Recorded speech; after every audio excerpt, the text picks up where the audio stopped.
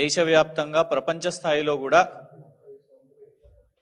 హైదరాబాద్ నగరం మరియు కేసీఆర్ గారి ప్రభుత్వంలో టియర్ 2 సిటీస్ లో కూడా ఐటీని ప్రోత్సహించడానికి తీసుకున్న కార్యక్రమాల ద్వారా ఐటీ ఎక్స్పోర్ట్స్ పెరగడం కానివ్వండి, ఎంప్లాయ్మెంట్ ఆపర్చునిటీస్ పెరగడం కానివ్వండి, పెట్టుబడులు పెరగడం కానివ్వండి, అవన్నీ కూడా చూసినాం.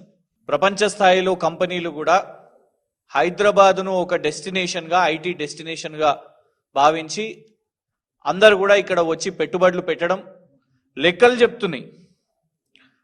ఉదాహరణకు 2022-23 చూస్తేనే ఐటీ ఎక్స్పోర్ట్స్ 57,706 కోట్లు. మొన్న శ్రీధర్ బాబు గారు రిలీజ్ చేసిన దాంట్లో 2023 నుంచి 24 చూస్తే సగానికి సగం పడిపోయి 26,948 కోట్లు. ఉపాధి అవకాశాలు సగం పడిపోయినాయి, పెట్టుబడులు సగం పడిపోయినాయి. దానికి కారణం ఇవాళ ఉన్న కాంగ్రెస్ ప్రభుత్వం పేరుకి ప్రచారం చేసుకుంటున్నది కానీ వాస్తవాలను దాపెడుతున్నది. మనం చూసినాం, డావోస్కి వెళ్ళినప్పుడు రేవంత్ రెడ్డి గారు చాలా ప్రచారం చేసుకున్నారు. గోదీ ఇండియా అనే సంస్థ వచ్చి ఇక్కడ 1,000 కోట్లు పెట్టుబడి పెడుతున్నది అని ప్రచారం చేస్తే అప్పుడే యాన్యువల్ స్టేట్మెంట్ కూడా విడుదల చేయడం జరిగింది.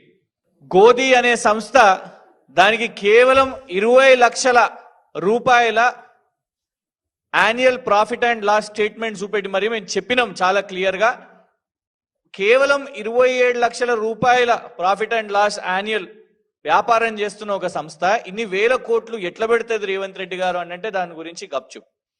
ఆ తర్వాత మూసి 1,50,000 కోట్లు అంటారు, 50,000 కోట్లు అంటారు, ఇష్టం వచ్చినట్టు దాని సంఖ్య చెప్తున్నారు. ఆ మూసి విషయం మీద కూడా రేవంత్ రెడ్డి గారు ఇక్కడనే సెక్రటేరియట్ లో మెయిన్ హార్ట్ అనే ఒక సంస్థతోని సమావేశం పెట్టిండ్రు వాళ్లకు మూసి ప్రాజెక్టుని కట్టిపెట్టడానికి. ఆ సంస్థ పాకిస్తాన్ నుంచి అక్కడ ఉన్న ఇన్వెస్టిగేషన్ ఏజెన్సీస్, అక్కడ ఉన్న ఫెడరల్ ఏజెన్సీస్ వాళ్ళ మీద లుకౌట్ నోటీస్ పెట్టింది. 3,000 కోట్ల అక్కడ ఉన్న వాళ్ళ ప్రభుత్వ డబ్బులను తీసుకొని దోచుకొని పరారైపోయినరు, మళ్ళా తిరిగి వస్తలేరు.